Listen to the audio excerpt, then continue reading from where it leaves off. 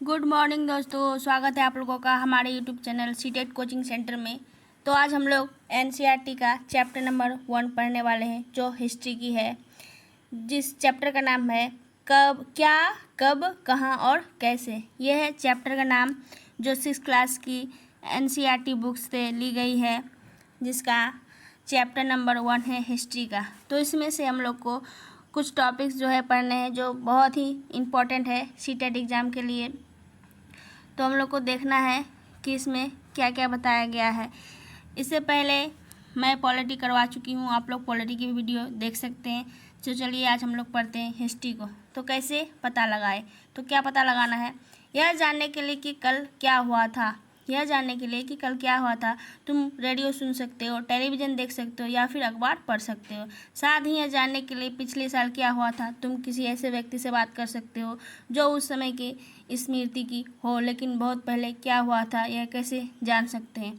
तो बहुत पहले क्या हुआ था, इसको कैसे जान सकते हैं, तो इसमें बताया गया है अतीत के बारे में हम क्या जान सकते हैं। अतीत के बारे में हम बहुत कुछ जान सकते हैं, जैसे क्या खाते थे लोग, कैसे कपड़े पहनते थे, किस तरह के घरों में रहते थे।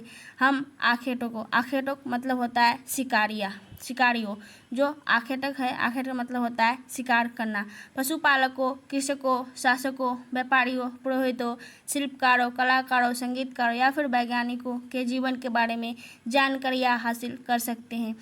यही नहीं, हम यह भी पता कर सकते हैं कि उस समय बच्चे कौन से खेल खेलते थे, कौन सी कहानियाँ सुना करते थे, कौन से नाटक देखा करते थे या फिर कौन से गीत गाया करते थे। तो इसमें से जो मेन टॉपिक है, लोग कहाँ रहते थे, इससे सीटेट क्वेश्चन करते ही रहती है। जो सीटेट जुलाई में इससे क्वेश्चन देखने को मिले हैं, तो इस टॉपिक को अच्छे से पढ़ना है। क्या पढ़ना है इसमें, तो लोग कहाँ रहते थे, तो लोग जो है नर्मदा नदी का पता लगाओ। कई लाख वर्ष पहले से लोग इस नदी के तट पर रहते थे। तो नर्मदा नदी के तट पर कई लाख वर्ष पहले लोग रहते थे। यहाँ रहने वाले आरंभिक लोगों में से कुछ कुशल संग्राहक थे, जो आसपास के जंगलों की विशाल संपदा से परिचित थे। अपने भोजन के लिए वे जड़ों, फलों तथा जंगल के अन्य उत्पादकों का यहीं से संग्रह किया करते थे। वे जानवर का आखेट भी करते थे। आखेट मतलब होता है शिकार करना। तो ये कैसे भोजन प्राप्त करते थे जो लोग पहले रहते थे, तो फल खाते थे, जंगल में रहते थे, जानवरों का शिकार करके खाते थे इत्यादि से ये अपना जीवन यापन करते थे। उसके बाद है नेक्स्ट टॉपिक, अब तुम उत्तर पश्चिम की सुलेमान और किरथर पहाड़ियों का पता लगाओ। सुलेमान और किरथर की पहाड़ी, इन दोनों चीज़ों को याद रखना है। सीटेट का ये फेवरेट टॉपिक है, सुलेमान और किरथर की पहाड़ी। तो इसमें क्या बताया गया है, इस क्षेत्र में कुछ ऐसे स्थान हैं जहाँ लगभग 8000 वर्ष पूर्व स्त्री पुरुष ने सबसे पहले गेहूँ और जौ जैसी फसलों को उपजाना आरंभ किया था। तो सबसे पहले स्त्री पुरुष ने गेहूँ और जौ की फसलों को कहाँ उगाना शुरू किया था, तो सुलेमान और किरथर की पहाड़ियों में। कितने साल पहले, तो 8000 वर्ष पूर्व। उन्होंने भेड़, बकरी और गाय बैल जैसी पशुओं को पालतू बनाना शुरू किया। ये लोग गांव में रहते थे। उत्तर पूर्व में गारो तथा मध्य भारत में विंध्य पहाड़ियों का पता लगाओ। ये कुछ ऐसे क्षेत्र थे जहां कृषि का विकास हुआ, जहां सबसे पहले चावल उपजाया गया। वे स्थान विंध्य के उत्तर में स्थित है। तो याद रखना है कि गेहूं और जौ कहाँ उगाया गया था, तो सुलेमान और किरथर की पहाड़ियों में 8000 वर्ष पहले। इस पॉइंट को याद रखना है। उसके बाद दूसरा पॉइंट जो है चावल सबसे पहले कहाँ उपजाया गया था, तो विंध्य के उत्तर में स्थित है, जो विंध्य की पहाड़ियाँ है, इसमें चावल को उगाया गया था। और गारो कहाँ पाया जाता है, तो उत्तर पूर्व में गारो तथा मध्य भारत में विंध्य की पहाड़ियाँ स्थित है। इन सारे पॉइंट्स को याद रखना है। ये सब पॉइंट सीटेट का फेवरेट पॉइंट्स है, जिससे हर एक बार सीटेट क्वेश्चन करती है। उसके बाद देखते हैं नेक्स्ट पॉइंट को, मानचित्र। जो मानचित्र पर सिंधु तथा इसकी सहायक नदियों का पता लगाने का प्रयास करो। सहायक नदियाँ उन्हें कहते हैं जो एक बड़ी नदी में मिल जाती है। लगभग 4700 वर्ष पूर्व इन्हीं नदियों के किनारे कुछ आरंभिक नगर फले फूले। गंगा और इसकी सहायक नदियों के किनारे तथा समुद्र तटवर्ती इलाकों में नगरों का विकास लगभग 2500 वर्ष हुआ। तो नगरों का विकास कब हुआ, तो लगभग 2500 वर्ष पूर्व हुआ। तो कहाँ हुआ, आरंभिक नगर जो फले 4700 वर्ष पहले इन्हीं नदियों के किनारे आरंभिक नगर फले फूले एवं गंगा व उसकी सहायक नदी के किनारे समुद्री तटवर्ती में नगरों का विकास हुआ 2500 वर्ष पहले। इन सारी चीज़ों को याद रखना है। उसके बाद है नेक्स्ट क्या है, गंगा तथा इसकी सहायक नदियाँ। गंगा तथा इसकी सहायक नदी सोन का पता लगाओ। गंगा की सहायक नदी क्या है, तो सोन नदी। गंगा के दक्षिण में इन नदियों के आसपास का क्षेत्र प्राचीन काल में मगध वर्तमान बिहार के नाम से जाना जाता था। जो प्राचीन मगध है, अभी मगध जो क्या बिहार में ही स्थित है, उस टाइम जो था मगध को जाना जाता था। प्राचीन काल में मगध को वर्तमान बिहार के नाम से जाना जाता था। इसके शासक बहुत शक्तिशाली थे और उन्होंने एक विशाल राज्य स्थापित किया था। देश के अन्य हिस्सों में भी ऐसे राज्यों का स्थापना हुआ था। लोग सदैव उपमहाद्वीप के एक हिस्से से दूसरे हिस्से तक यात्रा की। कभी कभी हिमालय जैसे ऊंचे पर्वतों, पहाड़ियों, रेगिस्तान, नदियों तथा समुद्रों के कारण यात्रा जोखिम भरी होती थी। फिर भी ये लोग यात्रा उनके लिए असंभव नहीं था। अतः कभी लोग काम की तलाश में तो कभी प्राकृतिक आपदाओं के कारण एक स्थान से दूसरे स्थान तक जाया करते थे। तो इसमें कथन कारण वाले क्वेश्चन पूछेंगे कि लोग यात्रा क्यों करते थे, तो काम की तलाश में ये यात्रा करते थे, या फिर कभी कभी प्राकृतिक आपदाओं के कारण भी एक स्थान से दूसरे स्थान जाया करते थे। उसके बाद इसके अतिरिक्त व्यापारी कभी काफिले में तो कभी जहाज़ों में अपने साथ मूल्यवान वस्तुओं लेकर एक स्थान से दूसरे स्थान जाते रहते थे। धार्मिक गुरु लोगों को शिक्षा और सलाह देते हुए एक गांव से दूसरे गांव तथा एक कस्बे से दूसरे कस्बे जाया करते थे। कुछ लोग नए और रोचक स्थानों को खोजने की चाह में उत्सुकतावश भी यात्रा करते थे। इन सभी यात्राओं से लोगों को एक दूसरे के विचार को जानने में अवसर मिलता था। तो एक दूसरे के विचार को लोग कैसे जानते थे, तो यात्रा करके जानते थे। तो यात्रा क्यों करते थे, तो काम की ज़रूरत में करते थे, या फिर कभी कभी किसी को रोचक स्थानों को खोजने की चाह होता था तो करते थे, कभी कभी व्यापार के कारण करते थे। तो ये सारे जो भी प्रश्न यहाँ पे जो भी चीज़ बताया गया है, इससे कथन और कारण पेडागोगी वाले क्वेश्चन करेंगे। तो इस जो टॉपिक को है 2 बार 3 बार देखना है। उसके बाद देखते हैं नेक्स्ट पॉइंट में क्या है कि आज लोग यात्राएं क्यों करते हैं। लोग जो है आज यात्राएं क्यों करते हैं, एक बार फिर से मानचित्र 1 को देखें। ऊपर मानचित्र दिया गया है, आप लोग उसमें से देख सकते हैं। पहाड़ियाँ, पर्वत और समुद्र इस उपमहाद्वीप की प्राकृतिक सीमा का निर्माण करते हैं। हालांकि लोगों के लिए इन सीमाओं को पार करना आसान नहीं था। जिन्होंने ऐसा चाहा वो ऐसा कर सके, वे पर्वतों की ऊंचाई को छू सके तथा गहरे समुद्रों को पार कर सके। उपमहाद्वीप के बाहर से भी कुछ लोग यहाँ आए और यहीं बस गए। इन सारी चीज़ों को याद रखना है। इससे पेडागोगी वाले क्वेश्चन भी पूछेंगे। इस आवागमन ने हमारी सांस्कृतिक परंपराओं को समृद्ध किया। कई सौ वर्षों से लोग पत्थर को तराशने, संगीत रचने और यहाँ तक कि भोजन बनाने के नए तरीकों के बारे में एक दूसरे के विचारों को अपनाते रहे हैं। उसका जो है एक मेन टॉपिक है देश का नाम। जो देश का नाम इंडिया भारत है वो कैसे पड़ा, तो अपने देश के लिए हम प्राय इंडिया तथा भारत जैसे नामों का प्रयोग करते हैं। इंडिया शब्द इंडस से निकला है। इंडिया शब्द कहाँ से निकला है, इंडस से, जिसे संस्कृत में सिंधु कहा जाता है। तो इंडस को संस्कृत में क्या कहा जाता है, सिंधु। अपने एटलस में ईरान और यूनान का पता लगाओ। लगभग 2500 वर्ष पूर्व उत्तर पश्चिम की ओर से आने वाले ईरानियों और यूनानियों ने सिंधु को हिंदोस अथवा इंदोस और इस नदी के पूर्व में स्थित भूमि प्रदेश को इंडिया कहा। जो व्यापारी आए थे ईरानी और यूनानी, जो सिंधु को हिंदोस अथवा इंदोस कहा और इस नदी के पूर्व में जो स्थित भूमि प्रदेश है उसको इंडिया कहा गया। भारत नाम का प्रयोग उत्तर पश्चिम में रहने वाले लोगों के एक समूह के लिए किया जाता था। इस समूह का उल्लेख संस्कृत के आरंभिक लगभग 3500 वर्ष पुरानी कृति ऋग्वेद में भी मिलता है। बाद में इसका प्रयोग देश के लिए होने लगा। तो इसको पढ़ना है। उसके बाद देखते हैं दूसरा पॉइंट क्या है, अतीत के बारे में कैसे जानें। अतीत की जानकारी हम कई तरह से प्राप्त कर सकते हैं। इनमें से एक तरीका अतीत में लिखी गई पुस्तकों को ढूंढना और पढ़ना। जो अतीत के बारे में हम लोग कैसे पता लगा सकते हैं, जो पुस्तक लिखी गई थी उसको पढ़ना और उसके बारे में उसको क्या लिखा गया उसको ढूंढना। यह पुस्तकें हाथ से लिखी होने के कारण पांडुलिपि कही जाती।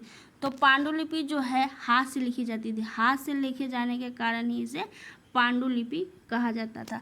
अंग्रेजी में पांडुलिपि के लिए प्रयुक्त होने वाला शब्द क्या है? मैन्युस्क्रिप्ट। जो मैन्युस्क्रिप्ट है लैटिन शब्द मेनू है, जिसका अर्थ होता है हाथ से लिखा हुआ है, हाथ से निकला है। यह पांडुलिपियाँ प्रायः ताड़पत्रों अथवा हिमालय क्षेत्र में उगने वाले भूर्ज नामक पेड़ के छाल से विशेष तरीके से तैयार भोजपत्र पर लिखी मिली है।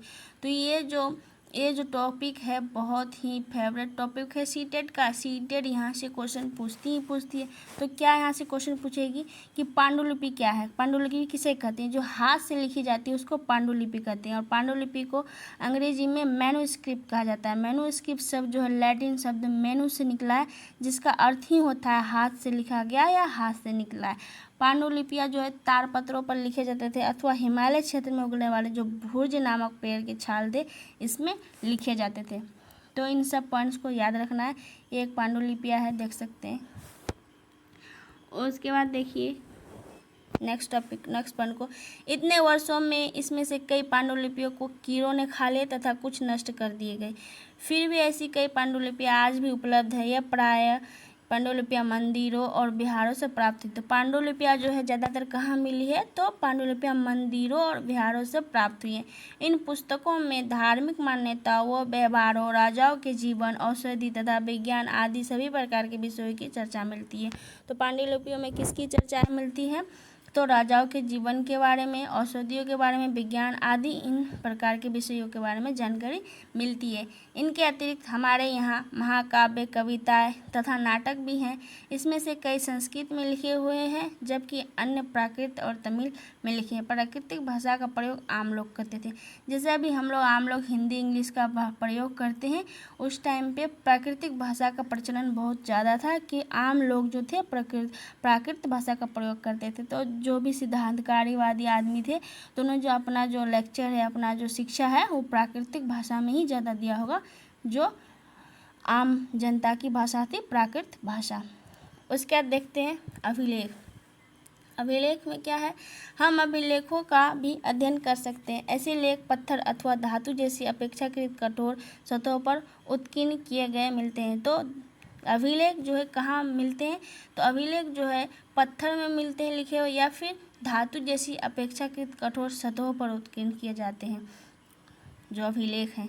उसके बाद कभी कभी शासक अथवा अन्य लोग अपने आदेशों को इस तरह उत्कीर्ण करवाते थे ताकि लोग उन्हें देख सके, पढ़ सके तथा उसका पालन कर सके। कुछ अन्य प्रकार के अभिलेख भी मिले हैं जिनमें राजाओं तथा रानियों सहित अन्य स्त्री पुरुषों ने भी अपनी कार्यों का विवरण उत्कीर्ण करवाए हैं।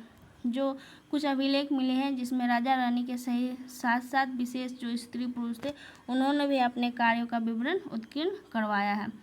उसके बाद देखते हैं, उदाहरण के लिए प्रायः शासक लड़ाइयों में अर्जित विजयों का लेखा जोखा करवाते थे अभिलेख में।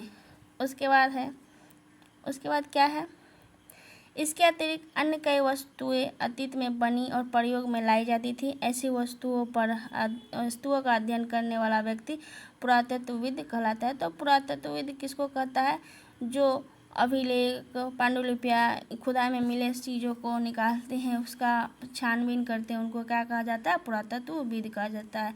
कि कई वस्तुएं अतीत में बनी हैं और उनका प्रयोग में लाई जाती है, ऐसी वस्तुओं का अध्ययन करने वाला व्यक्ति पुरातत्वविद कहलाता है। पुरातत्वविद पत्थर और ईंट से बनी इमारतों के अवशेष, चित्रों तथा मूर्तियों, उसके बाद देखते हैं क्या बताया गया है आगे, का अध्ययन करते हैं। वे औजार, हथियार, बर्तनों, आभूषणों तथा सिक्कों की प्राप्ति के लिए छानबीन तथा खुदाई भी करते हैं। इनमें से कुछ वस्तुएं पत्थर, पक्की मिट्टी तथा कुछ धातु की बनी हो सकती है। ऐसे तत्व कठोर तथा जल्दी नष्ट होने वाले होते। पुरातत्वविद जानवरों, चिड़ियों तथा मछलियों की हड्डियां ढूंढते हैं। इससे उन्हें यह जानने में मदद मिलती है कि अतीत में लोग क्या खाते थे। वनस्पतियों के अवशेष बहुत मुश्किल से बच पाते हैं। यदि अन्न के दाने अथवा लकड़ी के टुकड़े जल जाते हैं तो वह जले हुए रूप में बचे रहते हैं। इन सब चीज़ों से पुरातत्वविद इतिहास के बारे में जानते हैं। तो आप लोग देख सकते हैं ये कुछ पात्र मिले हैं। प्राचीन नगर से प्राप्त है पात्र, जो एक पुराना चांदी का सिक्का है। ये सब चांदी के सिक्के हैं, सबको देख सकते हैं आप लोग। उसके बाद है पांडुलिपियाँ। पांडुलिपियों, अभिलेखों तथा पुरातत्व से ज्ञात जानकारियों के लिए इतिहासकार प्रायः स्रोत शब्द का प्रयोग करते हैं। इतिहासकार उन्हें कहते हैं जो अतीत का अध्ययन करते हैं। स्रोत के प्राप्त होते ही अतीत के बारे में पढ़ना बहुत रोचक हो जाता है, क्योंकि इन स्रोतों की सहायता से हम धीरे धीरे अतीत का पुनर्निर्माण करते जाते हैं। अतः इतिहासकार तथा पुरातत्वविद उन जासूसों की तरह है जो इन सभी स्रोतों का प्रयोग सुराग के रूप में अतीत को जानने का प्रयास करते हैं। उसके बाद है अतीत एक या अनेक। तो अतीत क्या है, एक या अनेक। तो क्या तुमने इस पुस्तक के शीर्षक हमारे अतीत पर ध्यान दिया? यहाँ अतीत शब्द का प्रयोग बहुवचन के रूप में किया गया है।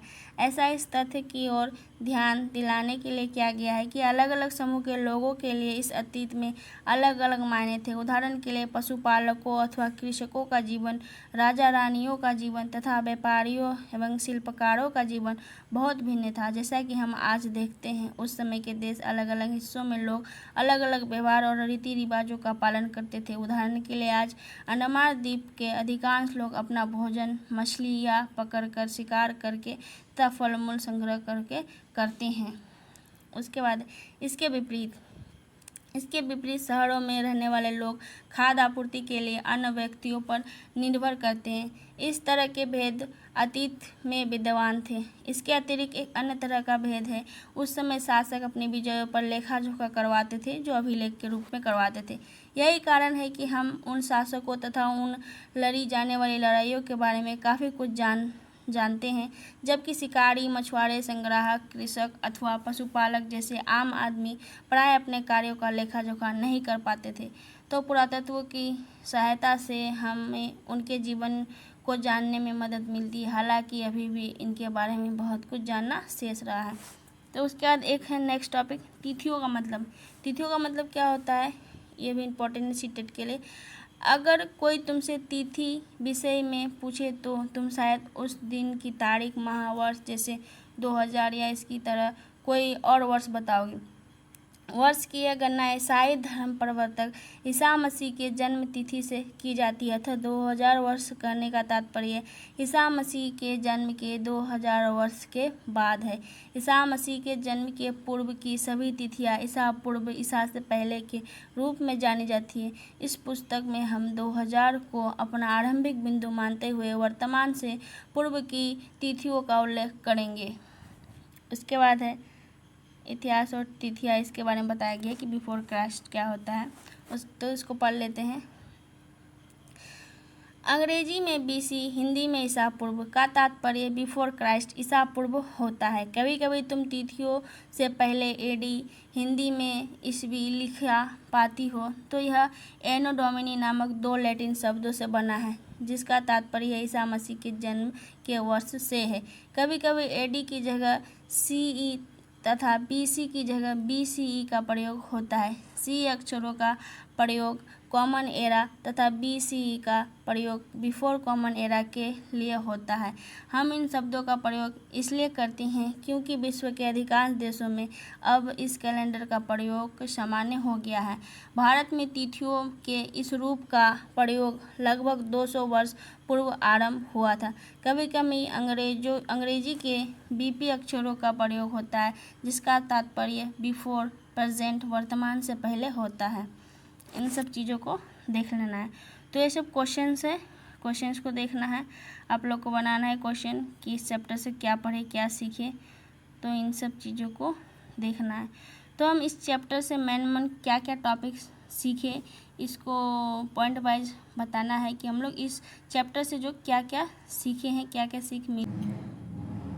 उत्तर पश्चिम की सुलेमान और किरथर की पहाड़ी। जो उत्तर पश्चिम की सुलेमान और किरथर की पहाड़ी थे, 8000 वर्ष पूर्व सबसे पहले यहाँ पे गेहूं और जौ फसलों को उपजाना आरंभ किया गया था। जो यही इम्पोर्टेंट टॉपिक है कि आप लोग को याद रखना है, क्योंकि जब हम लोग रिवीजन करेंगे सीटेट के एग्ज़ाम के 1 महीने पहले, तो इतना बड़ा चैप्टर, इतना बड़ा सिलेबस को हम लोग कवर अप नहीं कर सकते। तो इसके लिए आप लोग चैप्टर पढ़ते टाइम ही अपना शॉर्ट्स नोट्स बना लीजिएगा, या फिर मैं शॉर्ट्स नोट्स अपलोड कर दी हूँ अपने ही इस यूट्यूब चैनल में, तो आप लोग उसको भी देख सकते हैं, वह भी आप लोग को मदद करेगी। तो जौ और गेहूँ जो फसलें हैं, सबसे पहले कहाँ आरंभ किया गया था उपजाना, तो उत्तर पश्चिम के सुलेमान और कृथर पहाड़ियों में। इन क्षेत्रों में 8000 वर्ष पूर्व जौ और गेहूं को उपजाना आरंभ किया गया था। तो इन्होंने प्रमुख, इसमें से जो प्रमुख उन लोग का पशु थे तो वो थे भेड़, बकरी और गाय बैल जैसी पशुएं। ये लोग जो थे गांव में रहा करते थे। और आरंभिक लोग जो कुशल संग्राहक थे वो कहाँ रहते थे? तो नर्मदा नदी के किनारे रहते थे। जानवरों का आखेट मतलब शिकार करके फल मूल खाया करते थे। उसके बाद उस समय उत्तर पश्चिम की सुलेमान और कृथर की पहाड़ियों में जौ और गेहूं को उपजाना प्रारंभ किया था। उसके बाद उत्तर पूर्व में गारो तथा मध्य भारत में स्थित है पहाड़ियाँ जो विंध्य पहाड़ी के नाम से जाना जाता है। इन क्षेत्रों में भी कृषि का विकास हुआ था और इस क्षेत्र में ही चावल उपजाया गया था। यह स्थान क्या था? विंध्य के उत्तर में स्थित है। उसके बाद इसमें से हम लोग क्या पढ़े कि इंडिया नाम कैसे पढ़ा? तो इंडस से निकला है जो शब्द, उसको संस्कृत में सिंधु कहा जाता है। उसके बाद है इसमें यूनानी और जो ईरानी आए थे तो हिंदोस और इंदोस इसको कहा, और इस नदी के पूर्व में स्थित भूमि प्रदेश को इंडिया कहा। तो इन सारी चीज़ों को याद रखना, इस चैप्टर में यही सब चीज़ें जो है इम्पोर्टेंट है। और उसमें से और 2 टॉपिक हैं इम्पोर्टेंट, एक अभिलेख है और एक पांडुलिपियाँ। तो पांडुलिपियाँ क्या थी? तो हाथ से लिखी जाती थी, जिसका अंग्रेजी में मैन्युस्क्रिप्ट जिसको कहा जाता था, जो लैटिन शब्द मैन्यू से निकला है और जिसका तात्पर्य होता है हाथ से लिखा गया। यह प्राय ताड़पत्रों में लिखा जाता था जो हिमालय क्षेत्र में पाया जाता था। तो कौन सा पेड़ से पाया जाता था? भुर्ज नामक पेड़ की छाल में लिखा जाता था। भुर्ज नामक पेड़ की छाल में लिखा जाता था। उसके बाद अभिलेख। अभिलेख क्या था? तो अभिलेख जो था तो पत्थर में लिखा जाता था और कठोर धातु जैसी अपेक्षाकृत कठोर पदार्थ में लिखा जाता था, जिसमें राजा रानी तथा विशेष स्त्री पुरुष का जो बखान किया जाता था। तो इन सारे पॉइंट्स को याद रखना है। सीटेट एग्जाम में ये चैप्टर से बहुत सारे क्वेश्चन पूछते हैं, आप लोग को बहुत मदद करेगी। इन सारे क्वेश्चंस को भी बनाना है आपको शॉर्ट नोट्स के रूप में। आखेटक खाद्य संग्राहक से भोजन उत्पादन तक। तो इसमें से हम लोग को बेसिकली पढ़ना है भीमबेटका गुफा के बारे में, शैल चित्रकला के बारे में, कुरनूल गुफा के बारे में, शुरुआती कृषक कैसे पशुपालन करते थे, कैसे अपना जीवन यापन करते थे, मेहरगढ़ के बारे में, कैसे खेती की शुरुआत हुई, बुर्ज होम के बारे में, कहाँ पे स्थित है, क्या है। इन सारे टॉपिक्स में आज हम लोग डिस्कस करेंगे। तो चलिए शुरू करते हैं अपना टॉपिक। तो आरंभिक मानव आखिर वे इधर उधर क्यों घूमते थे? आरंभिक जो मानव थे वे जो थे इधर उधर क्यों घुमा करते थे? तो इस चीज़ को पढ़ना है। हम लोगों के बारे में जानते हैं जो इस उपमहाद्वीप में 20 लाख साल पहले रहा करते थे। आज हम उन्हें आखेटक खाद्य संग्राहक के नाम से जानते हैं। भोजन का इंतजाम करने की विधि के आधार पर उन्हें इस नाम से पुकारा जाता है।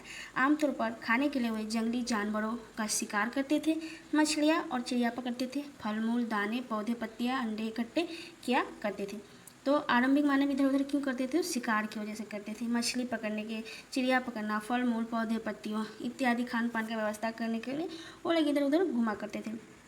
आखेटक खाद्य संग्राहक समुदाय के लोग एक जगह से दूसरी जगह पर घूमते रहते थे। ऐसा करने के कई कारण थे। जो पहला कारण है, अगर वे लोग एक ही जगह पर ज़्यादा दिनों तक रहते थे तो आसपास के पौधे, फलों और जानवरों को खाकर समाप्त कर देते थे। इसलिए और भोजन की तलाश करने में इन्हें दूसरी जगहों पर जाना पड़ता था। तो जहाँ एक जगह रहते थे वहाँ का सारा चीज़, फल मूल, जानवर, जो भी मछलियाँ होती थी, ये लोग खा के समाप्त कर देते थे। तो दोबारा खाने के लिए, अपना जीवन यापन करने के लिए ये लोग इधर उधर एक जगह से दूसरी जगह तक यात्रा करते थे। उसके बाद दूसरा कारण क्या है कि जानवर अपने शिकार के लिए या फिर हिरन और मवेशी अपना चारा ढूंढने के लिए एक जगह से दूसरी जगह जाया करते हैं। इसलिए इन जानवरों का शिकार करने वाले लोग भी इनके पीछे पीछे जाया करते हैं। तो दूसरा कारण ये भी हो सकता है कि जानवर जो है एक जगह से दूसरी जगह जाते हैं तो ये लोग भी जानवर का शिकार करने के लिए इनके पीछे पीछे चले जाते हैं। तो दूसरा कारण और पहला कारण को याद रखना है। सीटेट में जो है ऐसे प्रश्न जो हैं कथन कारण वाले प्रश्न पूछे जाते हैं जो इन्हीं सब चीज़ों से बनता है। इन्हीं सब चीज़ लाइन बाय लाइन पढ़ना होगा। किसी भी लाइन से क्वेश्चन सीटेट पूछ लेती है। पर सीटेट की एक खासियत है कि सीटेट एनसीईआरटी के अलावा किसी भी चैप्टर या टॉपिक से कहीं से क्वेश्चन नहीं पूछती है। वो एनसीईआरटी की 6 to 8 की बुक से ही पूछती है। तो आप लोग को 6 to 8 का बुक को पढ़ जाना है, जिससे आप लोगों के एसएसटी में 40+ मार्क्स आने के चांस बने रहेंगे। तो चलिए अब हम लोग पढ़ते हैं तीसरा कारण। तीसरा कारण क्या है कि पेड़ों और पौधों में फल मूल अलग अलग मौसम में आते हैं, इसलिए लोग उनकी तलाश में उपरोक्त मौसम के अनुसार अन्य इलाकों में घूमते होंगे।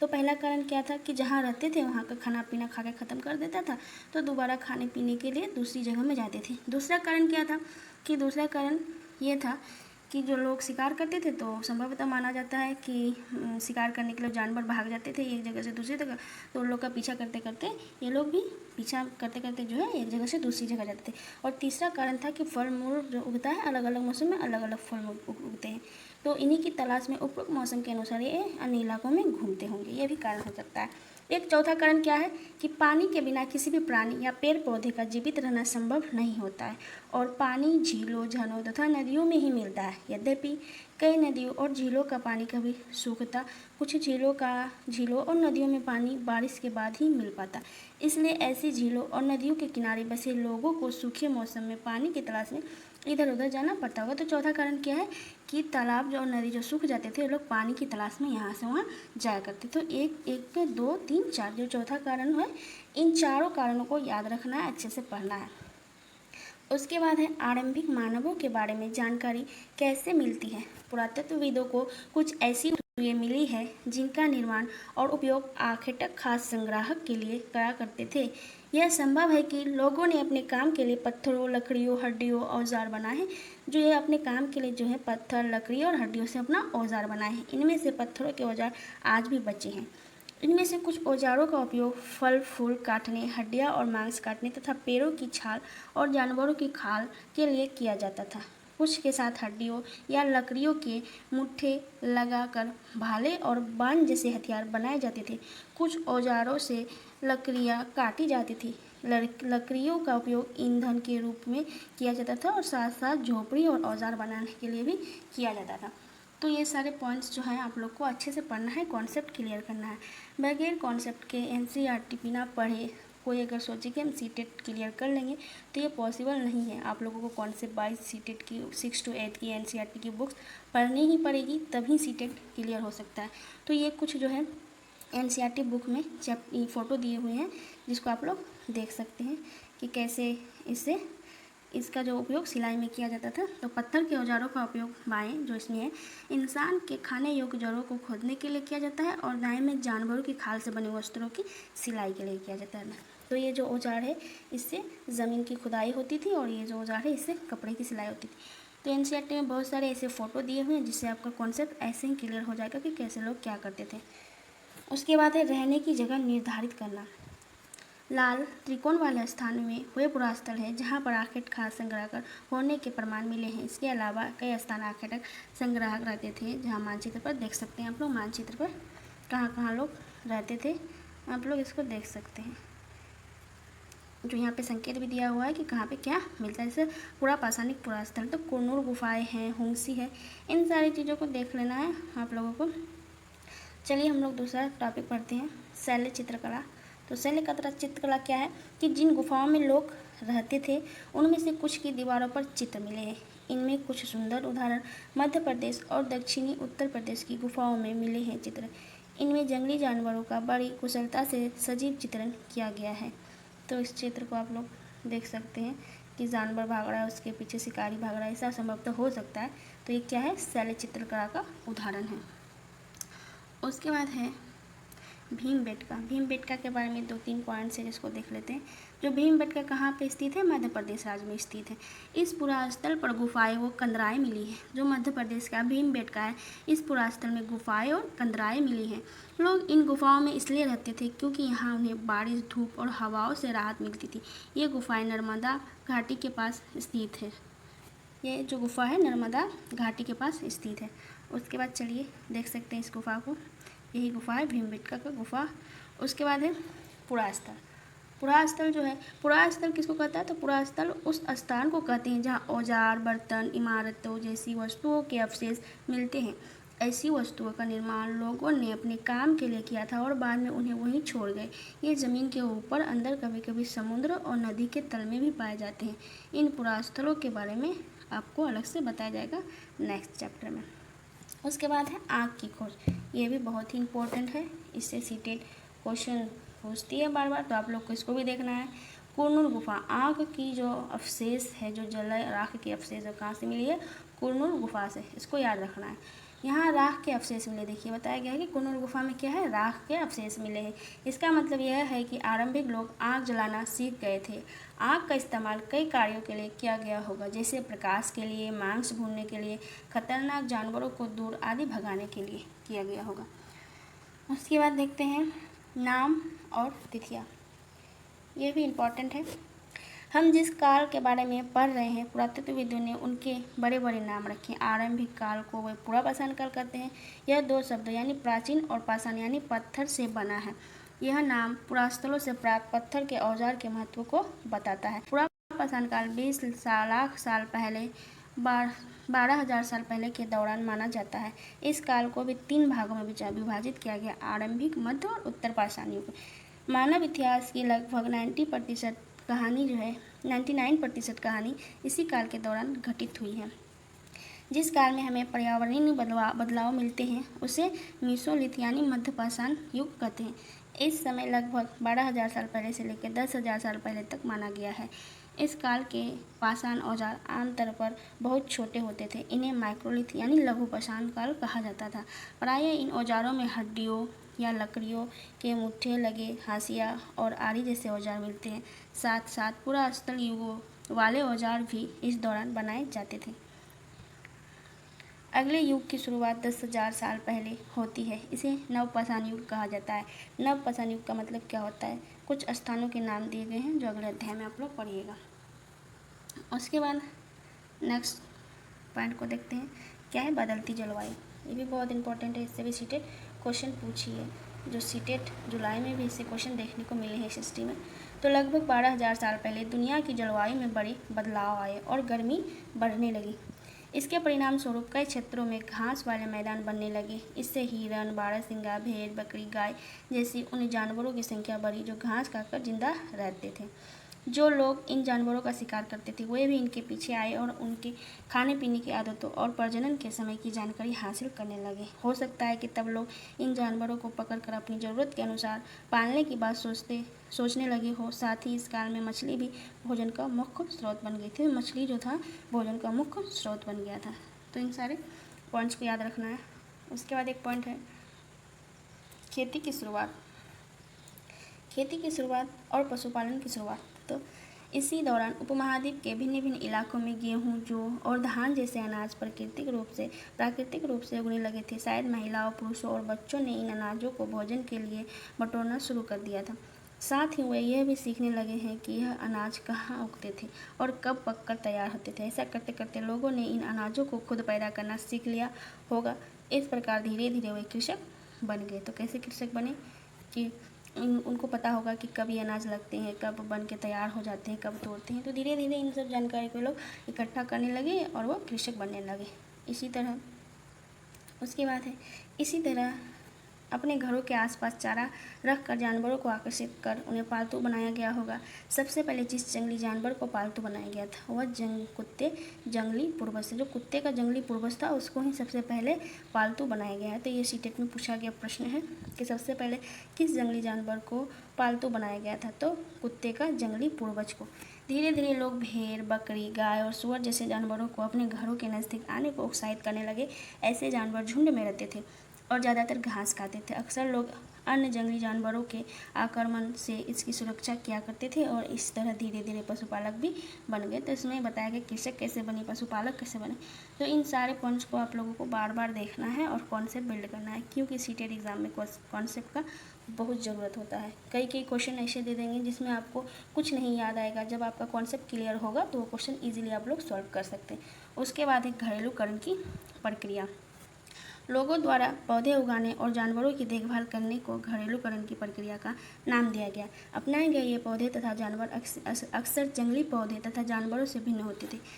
इसकी वजह यह है कि इस प्रक्रिया के तहत अपनाए गए पौधे या जानवरों का लोग चयन करते हैं। उदाहरण के लिए आमतौर पर लोग उन्हीं पौधों तथा जानवरों का चयन करते थे जिनके बीमार होने की संभावना कम थी। यही नहीं, लोग उन पौधों को चुनते थे जिनसे बड़े दाने वाले अनाज पैदा हो सके, साथ ही जिनकी मजबूत डंठलें अनाज को पकड़े दोनों के भार को संभाल सके। ऐसे पौधों के बीजों को संभाल कर रखा जाता था ताकि फिर से उगाने के लिए उनके गुण सुरक्षित रह सकें।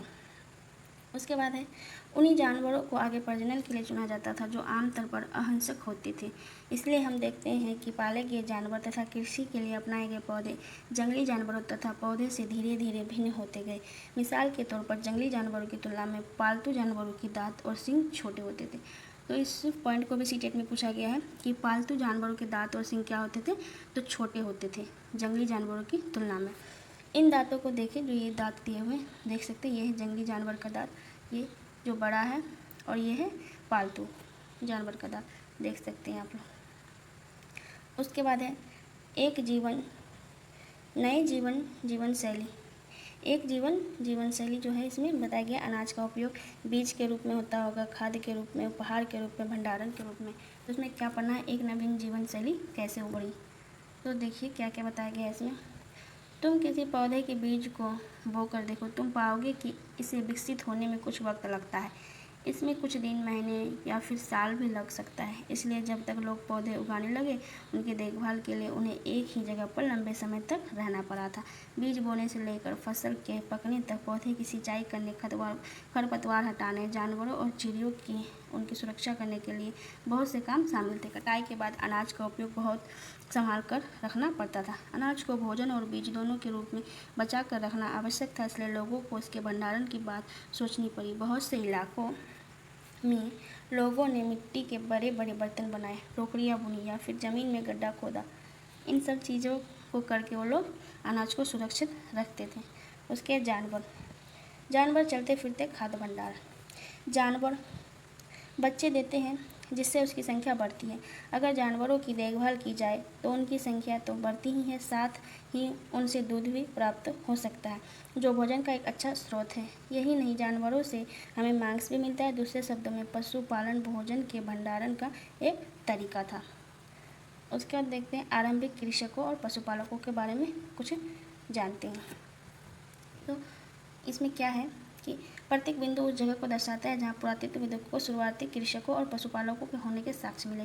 यह पूरे उपमहाद्वीप में पाए गए हैं। इनमें सबसे महत्वपूर्ण पश्चिमी और उत्तर क्षेत्र में, आधुनिक कश्मीर में और पूर्वी तथा दक्षिणी भारत में पाए गए हैं। उसके नेक्स्ट पॉइंट को देखते हैं जो इम्पोर्टेंट है, अस्थायी जीवन की ओर। तो अस्थायी जीवन की ओर हम लोग कैसे बढ़े। पुरातत्वविदों को कुछ पुरास्थल पर झोपड़ियों और घरों के निशान मिले हैं, जैसे कि बुर्जहोम वर्तमान कश्मीर में। बुर्जहोम कहाँ है, तो अभी वर्तमान कश्मीर में है। लोग गड्ढे के नीचे घर बनाते थे, जिन्हें गर्तवास कहते थे। तो गड्ढे के नीचे घर जो बना कहते थे, तो उन्हें क्या कहते थे, गर्तवास कहते थे। इनमें उतरने के लिए सीढ़ियाँ होती थी, इससे उन्हें ठंड के मौसम में सुरक्षा मिलती थी। पुरातत्वविदों को झोपड़ियों के अंदर और बाहर दोनों स्थानों पर आग जलाने की जगह मिली है। ऐसा लगता है कि मौसम के अनुसार घर के अंदर या बाहर खाना पकाते होंगे। बाहरी बहुत सारी जगहों से पत्थर के औजार भी मिले हैं। इनमें से कई ऐसे हैं जो पुरापाषाण युगीन उपकरणों से भिन्न हैं, इसलिए इन्हें नवपाषाण युगों का माना गया है। तो जो ये है बुर्जहोम, तो ये नवपाषाण युग की जगह है। उसके बाद क्या बताया गया है इसमें, इनमें वे औजार हैं जिनकी धार को और अधिक पैना करने के लिए उन पर पॉलिश चढ़ाई जाती थी। ओखली और मूसल का प्रयोग अनाज व वनस्पतियों से प्राप्त अन्य चीज़ों को पीसने के लिए किया जाता था। आज हजारों साल बाद भी ओखली और मूसल का प्रयोग अनाज पीसने के लिए किया जाता है। उसी तरह प्राचीन प्रशस्त युगीन औजारों का निर्माण और प्रयोग लगातार होता रहा, और कुछ औजार हड्डियों से भी बनाए जाते हैं। तो ये कुछ उपकरण हैं, देख सकते हैं, पत्थर से बनी हुई है। उसके बाद है नवपाषाण युग के पुरास्थलों से कई प्रकार के मिट्टी के बर्तन मिले हैं। कभी कभी इन पर अलंकरण भी किया जाता था। बर्तनों का उपयोग चीज़ों को रखने के लिए किया जाता था। धीरे धीरे लोग बर्तनों का प्रयोग खाना बनाने के लिए भी करने लगे। चावल, गेहूँ तथा दलहन जैसे अन्य अनाज अब आहार का महत्वपूर्ण हिस्सा बन गया था। इसके साथ साथ अब लोग कपड़े भी बुनने लगे थे। इसके लिए कपास जैसे आवश्यक पौधे भी उगाए जा सकते हैं। उसके परिवर्तन हर जगह एक साथ आ गया, तो ऐसी बात नहीं है। एक तरफ जहाँ कई जगहों पर स्त्री पुरुष शिकार और भोजन संग्रहण करने का काम करते थे, वहीं अन्य लोगों ने हजारों सालों के दरमियान धीरे धीरे खेती और पशुपालन को अपना लिया। बहुत जगह लोग मौसम के मुताबिक बदल बदल कर अपना जीविका चलाया करते थे। उसके बाद देखते हैं मेहरगढ़। सूक्ष्म निरीक्षण में आता है मेहरगढ़। बहुत ही इम्पोर्टेंट टॉपिक है मेहरगढ़ में जीवन मृत्यु। इसको बहुत अच्छे से पढ़ना है, इसे सीटेट बार बार क्वेश्चन पूछती है। मेहरगढ़ यह ईरान जाने वाले सबसे महत्वपूर्ण रास्ते बोलन दर्रे के पास एक हरा भरा समतल स्थान है। तो ये कहाँ है मेहरगढ़? ईरान जाने वाले सबसे महत्वपूर्ण रास्ते बोलन दर्रे के पास एक हरा भरा समतल स्थान है। मेहरगढ़ संभवतः वह स्थान है जहाँ के स्त्री पुरुषों ने इस इलाके में सबसे पहले जौ और गेहूँ उगाना और भेड़ बकरी पालना सीखा था। तो गेहूँ और जौ उगाना था स्त्री पुरुषों ने इस इलाके में सीखा और भेड़ बकरी को पालना भी सीखा। यहाँ विभिन्न प्रकार के जानवरों की हड्डियाँ मिली है। इनमें हिरन तथा सूअर जैसे जंगली जानवरों तथा भेड़ और बकरियों की हड्डियाँ हैं। मेहरगढ़ में इसके अलावा चौकोर तथा आयताकार घरों के अवशेष भी मिले हैं। प्रत्येक घर में 4 या उससे ज़्यादा कमरे हैं, जिनमें से कुछ संभवतः भंडारण के काम आते हैं। तो मेहरगढ़ में एक जो है खासियत है कि यहाँ पे चौकोर तथा आयताकार घरों के अवशेष मिले हैं, जिसमें से 4 या उससे ज़्यादा कमरे थे, जिनमें कुछ भंडारण के काम आते। तो ये मेहरगढ़ की खासियत है। उसके बाद है मृत्यु के बाद सामान्यतः मृतकों के सगे संबंधी उसके प्रति सम्मान जताते थे।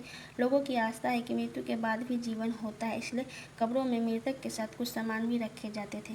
तो मेहरगढ़ में मृतकों के साथ जो है कुछ सामान भी इसके कब्र में रखे जाते थे। मेहरगढ़ में एक ऐसी कब्र मिली है, एक कब्र में एक मृतक के साथ एक बकरी को दफनाया गया था। संभवतः इसे परलोक में मृतक के खाने के लिए रखा गया हो। तो इसमें से यही क्वेश्चन पूछेगा सीटेट कि ऐसा कब्र कहाँ मिला है जहाँ मृतक के साथ बकरी को दफनाया गया है। तो मेहरगढ़ में। इस चीज़ को याद रखना है। देखिए ये है आदमी और इसके साथ बकरी को दफनाया गया है। संभवतः कि परलोक में ये भोजन करेंगे बकरियों का। तो ये था चैप्टर नंबर 2, जो बहुत ही इम्पोर्टेंट है सीटेट एग्ज़ाम के लिए। तो उपयोगी शब्द इसमें क्या है? आखेटक, खाद्य संग्राहक, पुरास्थल, उद्योग स्थल, आवासीय स्थल, पुरापाषाण, मध्यपाषाण, लघुपाषाण, कृषक, पशुपालक, नवपाषाण युग के कपड़े। इन चीज़ों को फिर से आप लोगों को देखना है, बार बार इन चीज़ों को देखना है। उसके बाद सबको याद करना है पॉइंट वाइज। इसके शॉर्ट नोट्स भी तैयार करने हैं आप लोगों को। अगर आप लोगों को आइडिया नहीं मिल रहा है कि कैसे नोट्स बनाए, शॉर्ट नोट्स कैसे बनाए कि एग्ज़ाम से पहले उसको देख लें, क्योंकि इतना बड़ा चैप्टर फिर से पढ़ना कोई इजी बात नहीं है, क्योंकि मैं भी जब तैयारी करती थी तो दोबारा पढ़ने का उतना समय नहीं मिलता था एग्ज़ाम से पहले। तो आप लोग शॉर्ट नोट्स बनाइए और एग्जाम से पहले शॉर्ट नोट्स देखा कीजिए। आरंभिक नगर है जिसका नाम है आरंभिक नगर, जो 6th क्लास की NCERT बुक की हिस्ट्री की चैप्टर नंबर 3 है, जिसमें से हम लोग को क्या क्या पढ़ना है। तो इसमें हम लोग को पढ़ना है हड़प्पा के बारे में, मोहनजोदड़ो के बारे में, मेहरगढ़ के बारे में, कालीबंगा, फ्रेंस क्या है, बहुमूल्य पत्थर क्या है, और खास बात जो है धोलावीरा ये क्या है, तांबा, कांसा, इन इत्यादि चीज़ों के बारे में हम लोग को पढ़ना है कि आरंभिक नगर कैसे बसे, आरंभिक लोग कैसे काम करते थे, अपना जीवन यापन कैसे करते थे। इन सारी चीज़ों को पढ़ना है, जो सीटेट एग्ज़ाम के लिए बहुत ही इंपॉर्टेंट चैप्टर है। तो इससे क्वेश्चन सीटेट हर एक बार पूछती है। तो चलिए आगे हम लोग पढ़ते हैं। तो पहला नंबर टॉपिक क्या है कि हड़प्पा की कहानी। तो हड़प्पा की कहानी में क्या है, पढ़ लेते हैं इसको। अक्सर पुरानी इमारत अपनी कहानी बताती है। लगभग 150 साल पहले जब पंजाब में पहली बार रेलवे लाइनें बिछाई जा रही थी, तो इस काम पर जुटे इंजीनियरों को अचानक हड़प्पा पुरास्थल मिला। जो 150 साल पहले पंजाब में रेलवे लाइनें बिछाई जा रही थी, तब इनको हड़प्पा पुरास्थल मिला, जो आधुनिक पाकिस्तान में है। तो ये हड़प्पा स्थल कहाँ स्थित है? अभी पाकिस्तान में स्थित है। उन्होंने सोचा कि यह एक ऐसा खंडर है जहाँ से अच्छी ईंटें मिलेंगी। यह सोचकर वे हड़प्पा के खंडरों से हज़ारों ईंटें उखाड़ ले गए, जिससे उन्होंने रेलवे लाइनें बिछाई। इससे कई इमारतें जो है पूरी तरह नष्ट हो गई। उसके बाद लगभग 80 साल पहले पुरातत्वविदों ने इन स्थल को ढूंढा और तब पता चला कि यह खंडर उपमहाद्वीप के सबसे पुराने शहरों में से एक है।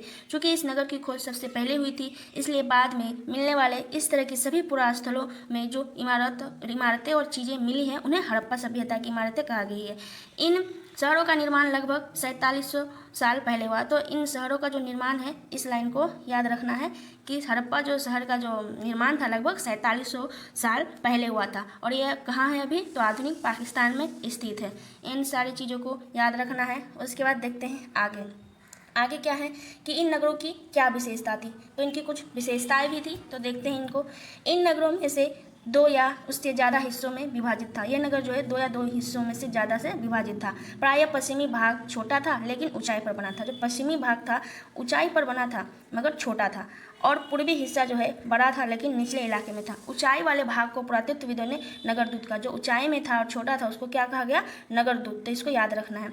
और निचले हिस्से को निचला नगर कहा गया। दोनों हिस्सों की चार दीवारियाँ पक्की ईंटों से बनाई जाती थी। इसकी ईंटें इतनी अच्छी और पक्की थी कि हजारों सालों बाद आज तक इनकी दीवारें खड़ी हैं।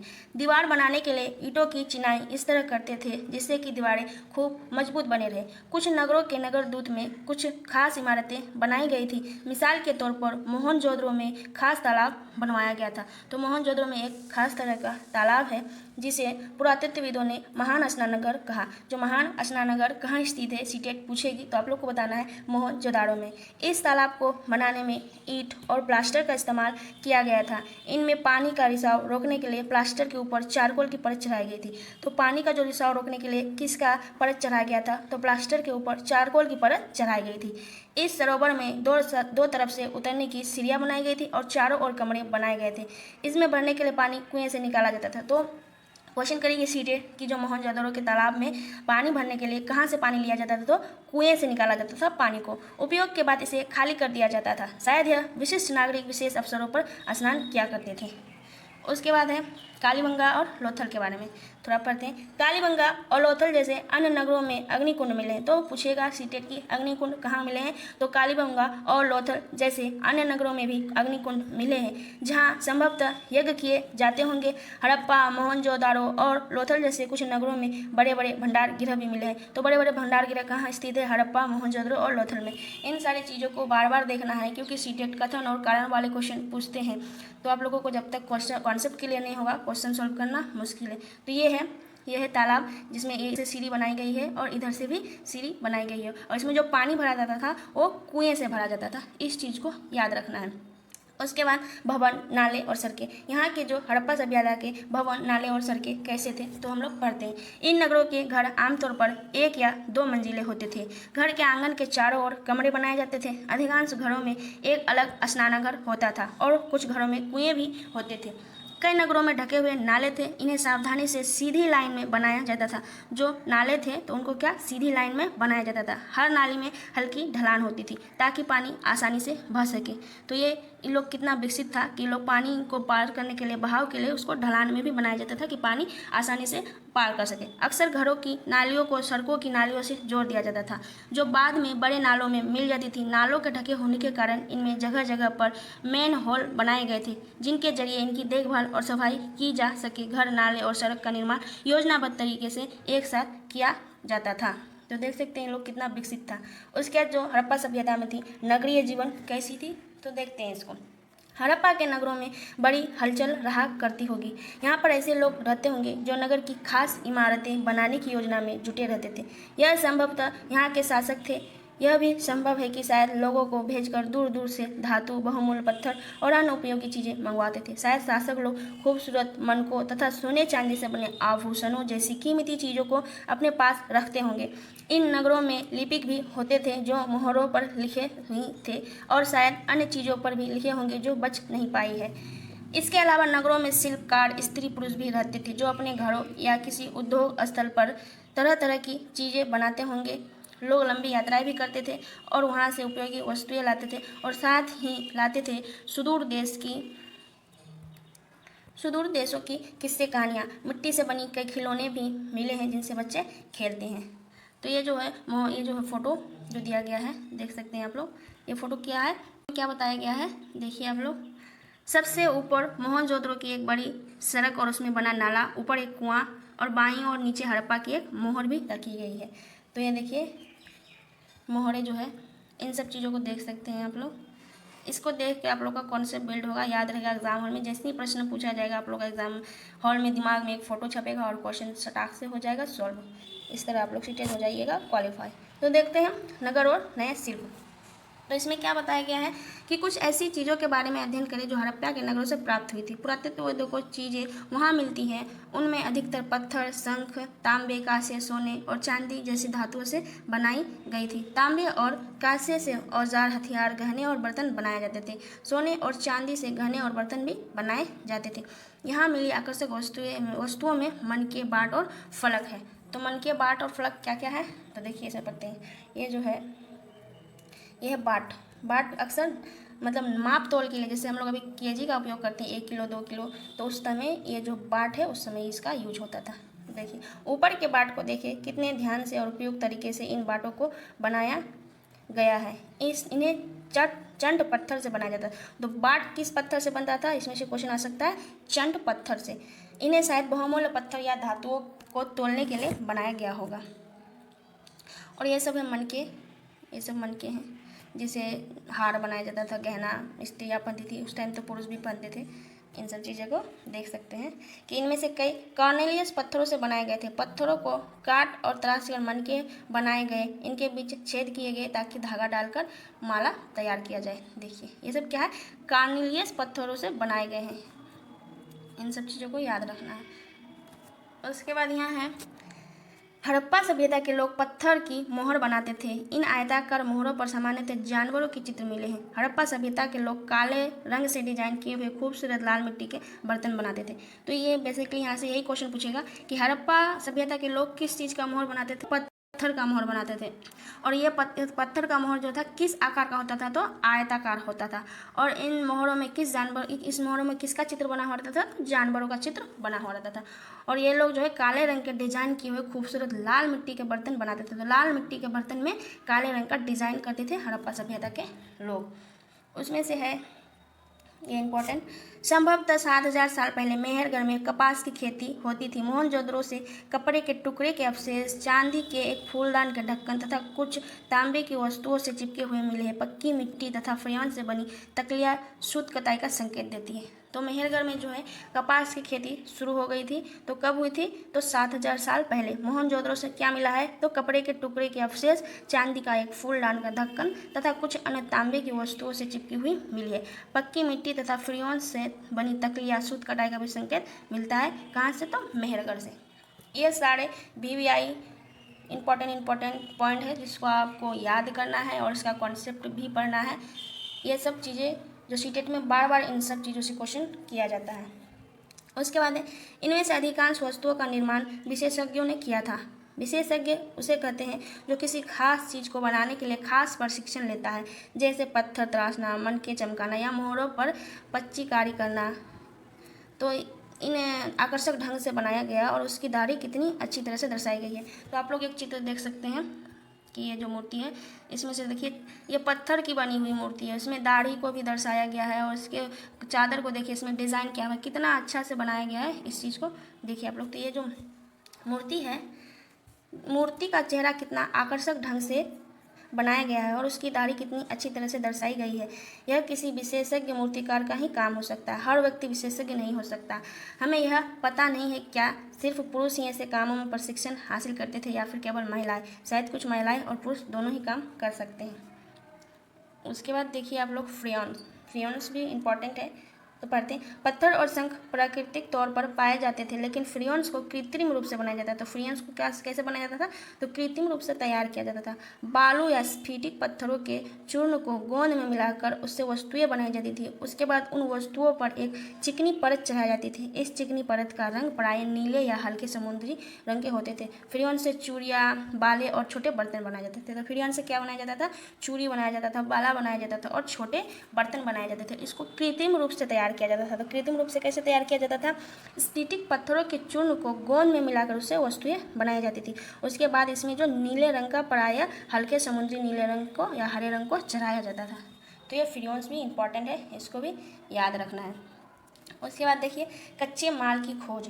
कच्चे माल की खोज में क्या है, कच्चा माल उन पदार्थों को कहते हैं जो प्राकृतिक रूप से मिलते हैं या फिर किसान या पशुपालक उनका उत्पादन करते हैं, जैसे लकड़ी या धातुओं के अयस्क प्राकृतिक रूप से उपलब्ध कच्चे माल। इनसे फिर कई तरह की चीज़ें बनाई जाती हैं। मिसाल के तौर पर किसानों द्वारा पैदा किए गए कपास को कच्चा माल कहा जाता है, जिससे बाद में कटाई बुनाई करके कपड़ा तैयार किया जाता था। हड़प्पा के लोगों को कई चीज़ें वहीं मिलती थी, लेकिन तांबा, सोना, चांदी और बहुमूल्य पदार्थों को वे दूर दूर से आयात करते थे। तो इनको याद रखना है।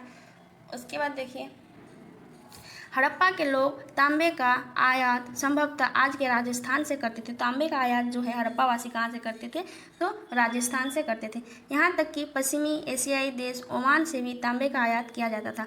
कांसा बनाने के लिए तांबे के साथ मिलाई जाने वाली वस्तु टीन का आयात आधुनिक ईरान और अफगानिस्तान से किया जाता था। सोने का आयात आधुनिक कर्नाटक और बहुमूल्य पत्थरों का आयात गुजरात, ईरान, अफगानिस्तान से किया जाता था। तो इस इतने से छोटे से टॉपिक से बहुत सारे क्वेश्चन बन गए कि हड़प्पा लोग जो थे राजस्थान से किसका ही करते थे, उपयोग करते थे, तांबे का। तांबे कहाँ से लाया करते थे ये लोग? तो राजस्थान से लाया करते थे। उसके बाद ओमान से भी तांबे का आयात का साक्ष्य प्राप्त हुआ है। और कांसा बनाने के लिए तांबे के साथ टिन को मिलाया जाता है, और यह टिन जो था तो ईरान और अफगानिस्तान से लाया जाता था। सोने का आयात जो था कर्नाटक से होता था, और बहुमूल्य पत्थर जो था उसका आयात कहाँ से किया जाता था? गुजरात, ईरान और अफगानिस्तान से। तो इसको अच्छे से पढ़ना है, और इसका जो है ना शॉर्ट्स नोट बनाना है। जो एग्ज़ाम से पहले आप लोग इस चैप्टर को पढ़ नहीं सकते क्योंकि बहुत बड़ा चैप्टर है, तो आप लोग इसका शॉर्ट्स नोट तैयार कीजिएगा पॉइंट वाइज, और उसको एग्ज़ाम से पहले देखिएगा, आप लोग को बहुत बेनिफिट मिलेगा। उसके बाद देखते हैं नगरों में रहने वाले के लिए भोजन। नगरों में रहने वालों के लिए भोजन। लोग नगरों के अलावा गाँव में भी रहते थे। वे अनाज उगाते थे और जानवर पालते थे। किसान और चारावाई ही शहरों में रहने वाले शासकों, लेखकों और दस्तकारों को खाने का सामान देते थे। पौधों के अवशेषों से पता चलता है कि हड़प्पा के लोग गेहूँ, जौ, दाल, मटर, धान, तिल और सरसों उगाते थे। जमीन की जुताई के लिए हल का प्रयोग करते थे। एक नई बात थी हल का प्रयोग करना। हड़प्पा काल के हल तो नहीं बच पाए क्योंकि वे प्राय लकड़ी के बनाए जाते थे, लेकिन हल के आकार के खिलौने मिले हैं। इस क्षेत्र में बारिश कम होती थी, इसलिए सिंचाई के लिए लोग कुछ तरीके अपनाए होंगे। संभवतः पानी का संचयन किया जाता होगा और ज़रूरत पड़ने पर उससे फसलों की सिंचाई की जाती होगी। उसके बाद है हड़प्पा के लोग गाय, भैंस, बकरियां पालते थे। बस्तियों के आसपास तालाब और चारागाह होता था, लेकिन सूखे के महीनों में मवेशियों के झुंडों को चारा पानी की तलाश में दूर दूर तक ले जाया जाता था। वे बेर जैसे फलों को इकट्ठा करते थे, मछलियाँ पकड़ते थे और हिरन जैसे जानवरों का शिकार करते थे। तो हल का भी साक्ष्य मिला है हड़प्पा में। तो हल का साक्ष्य में जो प्रयोग करते थे वो लकड़ी का बना होता था, तो उसमें जो उसको कीड़े खा लिए होंगे, सड़ गल गया होगा, मगर खिलौने जो बनते थे मिट्टी के बनते थे वो मिला है, जो बच्चे इससे खेलते थे। उसके बाद गुजरात में हड़प्पा कालीन नगर का सूक्ष्म निरीक्षण, इसको भी पढ़ना है। कच्छ के इलाके में खदीर बेत के किनारे धोलावीरा नगर बसा था। वहाँ साफ पानी मिलता था और ज़मीन उपजाऊ थी। जहाँ हड़प्पा सभ्यता के कई नगर 2 भागों में विभक्त थे, वहीं धोलावीरा नगर 3 भागों में बट गया था। तो धोलावीरा की एक खासियत है कि धोलावीरा जो था 3 भागों में बटा गया था, और जो बाकी सब नगर थे उनके मुख्यतः 2 भाग थे, और ये जो धोलावीरा है इसके 3 भाग हैं। इसके हर एक हिस्से के चारों ओर पत्थर की ऊंची ऊंची दीवार बनाई गई थी। इसके अंदर जाने के लिए बड़े बड़े प्रवेश द्वार थे। इन नगर में एक खुला मैदान भी था जहां सार्वजनिक कार्यक्रम आयोजित किए जाते थे। यहाँ मिले कुछ अवशेषों में हड़प्पा लिपि के बड़े बड़े अक्षरों को पत्थरों में खुदा पाया गया है। इन अभिलेखों को संभवतः लकड़ी से जला गया था। यह एक अनोखा अवशेष है क्योंकि आमतौर पर हड़प्पा के लेख मोहर जैसी छोटी छोटी वस्तुओं पर पाए जाते थे। उसके बाद देखते हैं गुजरात के खंभात की खाड़ी में मिलने वाली साबरमती की एक उप नदी के किनारे बसा लोथल नगर ऐसे स्थान पर बसा था जहां कीमती पत्थर जैसा कच्चा माल आसानी से मिल जाता था। यह पत्थरों, शंखों और धातुओं से बनाई चीज़ों का एक महत्वपूर्ण केंद्र था। इन नगर में एक भंडार गृह भी था। इन भंडार गृह से कई मोहरे और मुद्रांकन या मोहरबंदी, गीली मिट्टी पर दबाने वाली जो छाप है उनको मुद्रांकन या मोहरबंदी कहते हैं, ये सब भी मिले हैं। उसके बाद देखते हैं यहाँ पर एक इमारत मिली है जहाँ संभवतः मनके बनाने का काम होता था। पत्थर के टुकड़े, अर्ध बने मनके से बनने वाले उपकरण भी तैयार करके यहाँ मिलते थे। उसके बाद है मुद्रा क्या है? मुद्रा और मुद्रांकन या मोहरबंदी क्या है, तो इसको पढ़ते हैं। मोहरों का प्रयोग सामान से भरे उन डिब्बों या थैलों को चिन्हित करने के लिए किया जाता होगा जिन्हें एक जगह से दूसरी जगह भेजा जाता था। थैले को बंद करने के बाद उनके मुहानों पर गीली मिट्टी पोतकर उन पर मोहर लगाई जाती थी। मोहर की छाप को मोहरबंदी कहते थे। तो यह मोहरबंदी क्यों करते थे? ताकि चीज़ों की पहचान कर सके, याद रह सके। अगर यह छाप टूटी हुई नहीं होती थी तो यह साबित हो जाता था कि सामान के साथ छेड़छाड़ नहीं हुई है। उसके बाद देखते हैं सभ्यता के अंत का रहस्य। जो ये सभ्यता जो अंत हुआ, कैसे हुआ इसका अंत? लगभग 3900 साल पहले एक बड़ा बदलाव देखने को मिलता है। अचानक लोगों ने इन नगरों को छोड़ दिया। लेखन, मोहर और बाटों का प्रयोग बंद हो गया। दूर दूर से कच्चे माल का आयात काफ़ी कम हो गया। मोहनजोदाड़ो में सड़कों पर कचरे के ढेर बनने लगे। जल निकास प्रणाली नष्ट हो गई और सड़कों पर ही झुग्गीनुमा घर बनाए जाने लगे। यह सब क्यों हुआ, कुछ पता नहीं है। कुछ विद्वानों का कहना है कि नदियाँ सूख गई थी। अन्य का कहना है कि जंगलों का विनाश हो गया था। इसका कारण ये हो सकता है कि ईंट खाने के लिए ईंधन की जरूरत पड़ती थी। इसके अलावा मवेशियों के बड़े बड़े झुंडों से चारागाह और घास वाले मैदान समाप्त हो गए होंगे। कुछ इलाकों में बाढ़ आ गई, लेकिन इन कारणों से यह स्पष्ट नहीं हो पाता है कि सभी नगरों का अंत कैसे हो गया, क्योंकि बाढ़ और नदियों के सूखने का असर कुछ ही इलाकों में हुआ था। ऐसा लगता है कि शासकों का नियंत्रण समाप्त हो गया। जो भी हुआ, परिवर्तन का असर बिल्कुल साफ दिखाई देता है। आधुनिक पाकिस्तान के सिंध और पंजाब की बस्तियां उजड़ गई। कई लोग पूर्व और दक्षिण के इलाकों में नई और छोटी बस्तियों में जाकर बस गए। लगभग यह जो 1400 साल बाद नए नगरों का विकास हुआ, इनके बारे में आप 5 और 8 में पढ़ेंगे। तो यही है बेसिकली। कुछ विद्वान कहते हैं कि नदी जो सूख गया था, कुछ विद्वान कहते हैं कि जंगलों का विनाश हो गया था, कुछ विद्वान कहते हैं कि बाढ़ आ गया था। तो इन सारी चीज़ों से देखा जा सकता है कि हड़प्पा सभ्यता का अंत कैसे हुआ। तो यही था इस चैप्टर में इम्पोर्टेंट टॉपिक, और ये सब है क्वेश्चन आंसर जो आप लोगों को बनाना है, क्योंकि सीटेट इससे भी क्वेश्चन करती है। देखिए, तो उपयोगी शब्द क्या है इसमें? नगर दूत, लिपिक, मोहर, शिल्पकार, धातु विशेषज्ञ, कच्चा माल, हल, सिंचाई, ये सब जो है उपयोगी शब्द हैं। तो इनमें से हम लोग क्या क्या आज पढ़े उसको रिकॉल कर लेते हैं कि इसमें से हम लोग क्या क्या पढ़े। ये सब तिथियां है जो इम्पोर्टेंट है। मेहरगढ़ में कपास की खेती लगभग 7000 साल पहले हुई। नगरों का आरंभ 4700 साल पहले। हड़प्पा के नगरों का अंत की शुरुआत लगभग 3900 साल पहले। अन्य नगरों का विकास 2500 साल पहले। तो इनको भी याद रखना है, ये भी एग्जाम के लिए बहुत इंपॉर्टेंट है।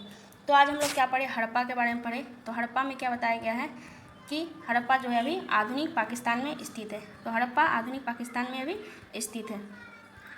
उसके बाद जो है हड़प्पा के जो लोग हैं वो नगरी लोग थे, और हड़प्पा का जो खोज है, इसको जो खोजा है तो दयाराम साहनी जी ने खोजा है। इसको याद रखना कि हड़प्पा की खोज किसने किया? तो दयाराम साहनी ने। और हड़प्पा सभ्यता में नगर दूत मिला है, और ये कहाँ है? आधुनिक पाकिस्तान में रावी नदी के किनारे स्थित है। उसके बाद यहाँ मोहनजोदाड़ो है जो सिंधु नदी के किनारे है, और यहाँ पे एक विशाल जो स्नानागार मिला है, और दोनों तरफ उतरने के लिए सीढ़ियाँ बनाई गई थी। और इसके जो तालाब को बनाया गया था तो प्लास्टर के ऊपर चारकोल की परत चढ़ाई गई थी। तो और इसमें जो तालाब को भरा जाता था तो विशेष अवसरों पर भरा जाता था, और फिर इसको बाद में खाली कर दिया जाता था। और जो इसको भरा जाता था तो कुएं से निकाल कर जो पानी से भरा जाता था। तो इन सारी चीज़ों को याद रखना है। और भी बहुत सारे टॉपिक्स हम लोग पढ़े जो मैं आप लोग को शॉर्ट्स नोट के रूप में अवेलेबल करवा दूँगी, आप लोग इसको बाद में देख लीजिएगा। वीडियो बहुत लंबी हो गई है तो यहीं तक रहने देते हैं। अगर आप लोगों को मेरा पढ़ाया हुआ समझ में आता है तो मेरे चैनल को सब्सक्राइब जरूर करिएगा, शेयर कीजिएगा, कमेंट्स कीजिएगा। कमेंट्स में आप लोग अपना डाउट भी पूछ सकते हैं अगर आप लोगों को कोई डाउट है तो। और तो यहीं तक हम लोग अपना वीडियो को समाप्त करते हैं। धन्यवाद।